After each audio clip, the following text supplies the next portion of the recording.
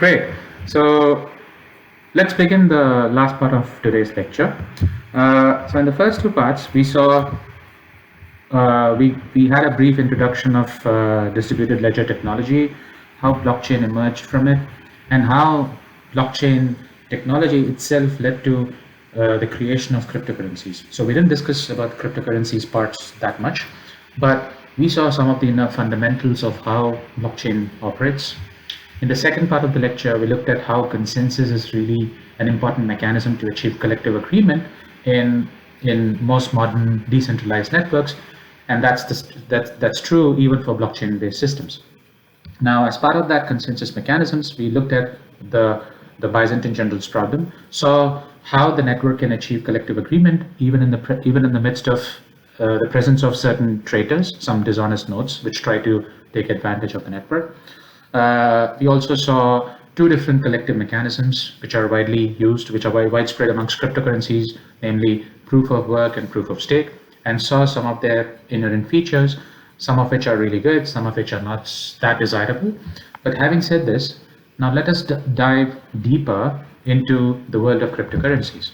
And in this part of the lecture, I'll be focusing extensively on Bitcoin, because that is the first cryptocurrency to have ever been introduced, and it's also the largest cryptocurrency out there, okay, in terms of market value.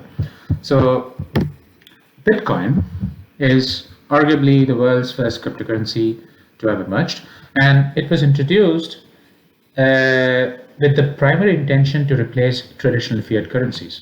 So you can say that Bitcoin was actually introduced by people with anarchist tendencies, but more generally, it was introduced by people who did not believe in government, in the present government, and who thought that governments were not working in the best interests of the people. And so they wanted to introduce an alternative currency system that would not only operate outside governmental control and any form of regulation, but in fact replace traditional fiat currencies and become a popular form of exchange, a popular form of payment. Now, obviously, Bitcoin is built on blockchain technology, meaning it's a decentralized system that runs among a network of nodes. And in fact, Bitcoin emerged in the very aftermath of the global financial crisis. We have covered financial crisis of 2007-9 quite extensively, and the financial crisis actually caused the collapse of many prominent banks, including Lehman Brothers and Bear Stearns and whatnot. So Bitcoin was introduced in response, as in the aftermath of this global financial crisis, and it was put forward by an anonymous person who used the alias Satoshi Nakamoto. So it's a Japanese name, and this person introduced the first blockchain system, the first blockchain protocol, and eventually over the years it has become quite popular and become a global phenomenon. So if you're interested, please, if you Google Satoshi Nakamoto, you will be able to see the 2009 paper that introduced Bitcoin to the world. So if you're really interested in the underlying fundamentals and want to gain further knowledge, I recommend you to go through that paper. It's quite simple to understand, at least the first part, and it shows the promise of the technology back then. Now, Bitcoin combines several different technologies. So it starts, obviously, as I said, it's based on blockchain, meaning it operates on the distributed ledger technology. It achieves consensus because it's a decentralized system or a distributed system. Well, you can use both of them interchangeably. Because blockchain works in a decentralized fashion, nodes within that system can achieve consensus using proof of work. So this was the first blockchain technology to introduce the proof of work concept. It is a peer-to-peer network because it operates it is managed by a network of nodes. And lastly, it embeds some very important features that make it safe and secure, and also make the users anonymous. And this is the science of cryptography. So cryptography ensures that transactions stored on the blockchain are not only immutable, meaning they cannot be changed, but all the information, it also ensures that all the information flows within the Bitcoin ecosystem are safe and secure and transparent. So if you want to get a basic overview of what cryptography is, cryptography at the very least ensures that messages exchanged between two or more individuals do not get manipulated along the way. So imagine two people, Alice and Bob, who want to exchange messages with each other. So imagine Alice wants to say, Bob, hello. So she said, let's say she sends a message through maybe a telephone or whatever, and she just wants to say, hello, Bob. Now, if she were to send it in a normal channel, it is highly possible that this message "Hello Bob" could get hijacked during transmission, and some kind of a hacker, let's say, gets access to this message. Then he or she, that hacker, could change that message, could change the contents of that message before it reaches Bob, leading to undesirable consequences. Instead, if Alice and Bob want to keep their channel of communication secure, what they can do is they can use cryptography and encrypt that message. So how is encryption achieved? Well, Bob can maintain a set of keys. So one is a public key, which is openly visible to the public, and the other is a private key, which only Bob knows. So let's say Bob maintains these set of keys. Now, what Alice can do with this setup is she can take the message that she wants to transmit, and she can combine this with Bob's public key, which, as I said, is is visible to the public. And combining these two, she can encrypt the message, which results in a garble like this. So this jumble of numbers and alphabets is actually this message itself. But because it's combined with Bob's public key, anyone hijacking this message will not be able to make any sense of it. Okay. Now, because they don't make any sense of it, they don't have any incentive to hijack that message. And therefore, this message gets transmitted to Bob in a secure fashion. What can Bob do afterwards? Bob, as soon as he receives this message, will then apply his private key on this message and decrypt the message to receive the original, the original message that Alice intended to send to him. So what is happening here as in this fashion is, through the use of cryptography, Alice is able to encrypt her message and send it to Bob and ensure that her message transfers in a safe and secure fashion. And this is exactly what Bitcoin uses to keep all its transactions safe. Okay. There are obviously many more advanced protocols, cryptographic protocols and mechanisms, techniques used within Bitcoin and pretty much any other blockchain system. So if you have a flair for an interest in computing technologies and you want to understand this further, you're welcome to go through related literature and educate yourself on more complex cryptographic mechanisms embedded within blockchain systems. Now, we so far saw the notion of a blockchain network, how it comprises different nodes that actually manage the network. But in the case of Bitcoin, there are actually two different types of nodes. So one is a typical node that you would normally associate with, but a very small subset of these nodes are actually miners. So the point I want to make here is not all nodes within the Bitcoin system are actively engaged in mining for new coins.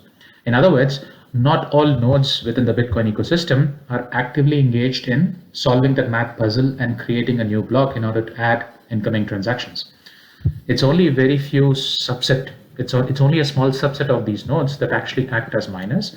And the basic difference between a miner and a regular node is a miner generally has significant computing resources. So they probably have thousands of servers that are trying to solve that math puzzle and create the new block.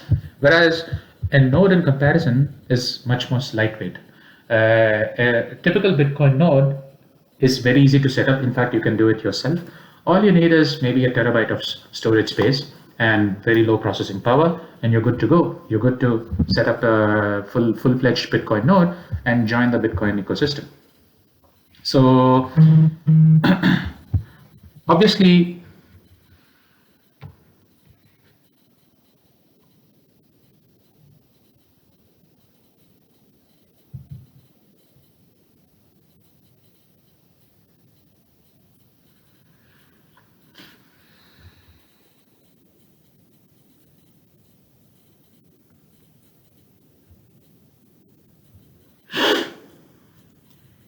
Obviously,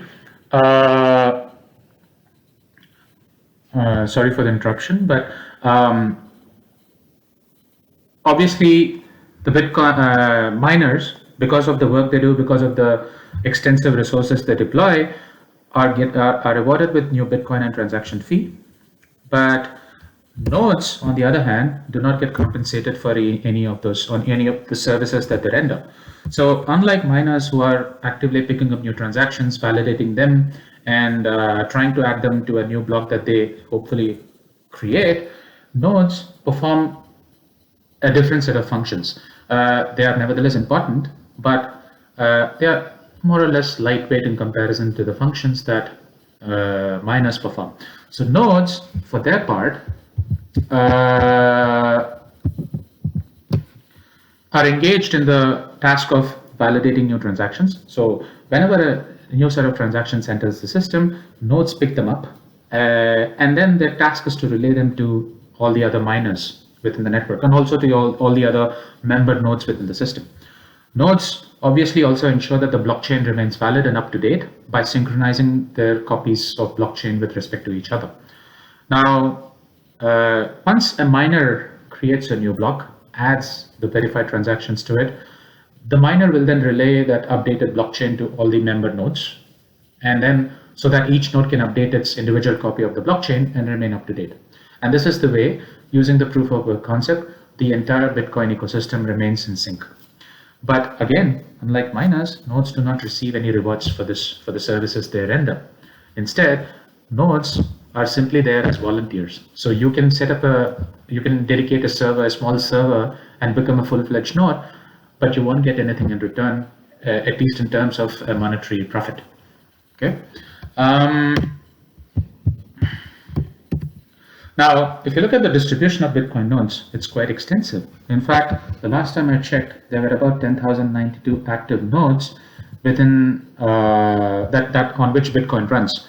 So the advantage of this system is impossible for any particular node or a group of nodes to gain massive, absolute control over the network. Secondly, even if some subsets of the nodes collapse, let's say there's a power internet outage in China, and let's say in the whole of Asia, that will not threaten the survivability of Bitcoin. The Bitcoin ecosystem will still continue to operate on the other nodes that are live and connected to the network. If you go further from Bitcoin and explore the cryptocurrency market in general, there are obviously many other popular cryptocurrencies apart from Bitcoin.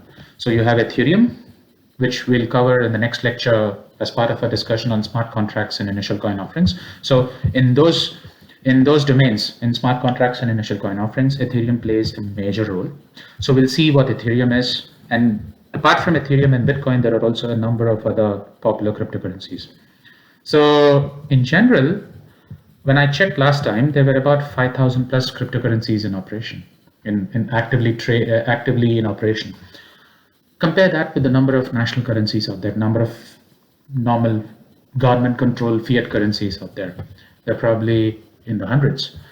How about the number of markets in which cryptocurrencies are traded? It's about 21,000. How many stock markets are out there in the world in comparison? Probably a few thousand, not even 1,000. Now, having said this, the market value of cryptocurrencies is still quite low. In total, it's about $180 billion, out of which Bitcoin has the largest market value. So Bitcoin still controls about 60% of the cryptocurrency market. So it still is the largest cryptocurrency out there. And if you compare that with the traditional financial markets, like let's say the stock markets, the cryptocurrency market is still a very small market in comparison. What is the size of the New York Stock Exchange? Last time I checked, it's more than $16 trillion.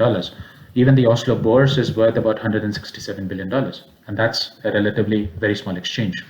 So cryptocurrencies, as far as their usage and their value is concerned, their total market value is concerned, are quite small at this time, and they have a lot of way to go before they become part of the mainstream. In fact, if you look at the size of the cryptocurrency market with respect to the GDP of a nation, in the case of the US, which is worth more than $21 trillion, the market cap is very low. In the case of Norway as well, which has a GDP of $402 billion, the cryptocurrency market pales in comparison. So you can see that the cryptocurrency market is still in its infancy. It's still a very young market. And I hope that this market will gain more traction in the future. Now, we saw the case that Bitcoin was introduced using the blockchain technology with the very purpose of replacing traditional currencies to become the mainstream payment system in the world. Has it achieved that objective? If you look at the ability of cryptocurrencies to process transactions as they arrive, even today, Bitcoin is able to process only about 7 transactions per second, and that's at a global scale. Obviously, Bitcoin was the first cryptocurrency to be introduced, and it had a lot of inefficiencies, inconsistencies within the blockchain itself, and many new cryptocurrencies were introduced with minor changes to the blockchain. So it is possible to tweak certain features of the blockchain to improve some of its features, or to tune features to your needs, to your organization's needs. And many newer cryptocurrencies that emerge, whether that's Ethereum, Dash, Litecoin, or Bitcoin Cash, sought to improve upon on Bitcoin and provide a richer set of features to process transactions more quickly. But what happened is even these cryptocurrencies have not been able to match. The number of transactions they process is very little. Compare their processing speed with that of PayPal. PayPal is a normal payment system which is popular across the world. I hope you have used PayPal, but if you have not, it's a payment system that allows you to send money to anybody else in the world who has a PayPal account as well. Even PayPal is able to process about 193 transactions per second. How about Visa? Visa, in comparison to all these cryptocurrencies and payment providers, you know Visa, right? I mean, Visa, apart from MasterCard, is one of the 2 largest credit card companies in the world. It's a big payment system in itself. And a number of banks rely on Visa and MasterCard to conduct their payments with respect to their clients. Visa, in comparison to these cryptocurrencies, is able to process around 24,000 transactions per second. So you can immediately see the kind of catch-up cryptocurrencies have got to make in order to become full-fledged payment systems. They are nowhere near traditional payment mechanisms in terms of their usage. And obviously, because these systems are pretty slow, because cryptocurrencies are pretty slow, they are not seeing widespread adoption. You don't see Bitcoin being used by everybody. And one of the prime reasons is because these are very slow. Cryptocurrencies continue to be very slow systems, and that is hampering their widespread adoption. There have been some recent cryptocurrencies that were introduced to eliminate some of these inefficiencies. So for instance, Ripple was introduced to become a full-fledged payment system, and even that is able to process only about 1,500 transactions per second. So Ripple and some other newer cryptocurrencies are offering promise. They are showing the true potential of cryptocurrencies to become full-fledged payment systems, but the kind of catch-up they need to play is still large. The distance they need to cover in order to become full-fledged payment systems is still quite huge. Another important factor is transaction fees. So as I said, when you pay for a cup of coffee using your credit card, you not only pay for that cup of coffee, but you also pay small transaction fees, right? Similarly, when you pay for something using a cryptocurrency, or when you trade in cryptocurrencies, you're required to pay a transaction fee. So another metric that is used to understand adoption of a payment system is by comparing transaction fees. So during the initial years, Bitcoin had a very high transaction fee. Look at this graph here. Initially, Bitcoin had anywhere from 10% all the way up to 120% in terms of transaction fee.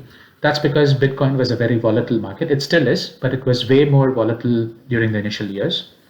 And during that period, sometimes you had to pay a transaction fee that was more than the amount of money you wanted to pay for. So if you wanted to pay a cup of coffee that was worth $3, and if you intended to pay it in Bitcoin, if you were paying for that cup of coffee using Bitcoin in 2011, you were expected to pay more than $3 sometimes in transaction fee, which is huge, right? Why would you pay something that level of a transaction fee just for a cup of coffee, right? You wouldn't pay $3 in transaction fee just to buy a $3 cup of coffee. Your total cost would be about $6 or more, which makes it uneconomical for usage as a payment system. And that is exactly what has hampered, that is exactly another factor that has hampered Bitcoin's adoption as a full-fledged payment system. Now, obviously, the transaction fees paid on Bitcoin has become less and less over the years, but it's still quite a bit. It ranges between 0.5 to almost 6 to 7% today. How does it come? How do the transaction fees paid for Bitcoin compare compare with regards to traditional payment systems? So if you look at Visa and MasterCard, the transaction fees are in the range of about 1.4 to 2.6%. In the case of PayPal, the maximum is about 4.4%.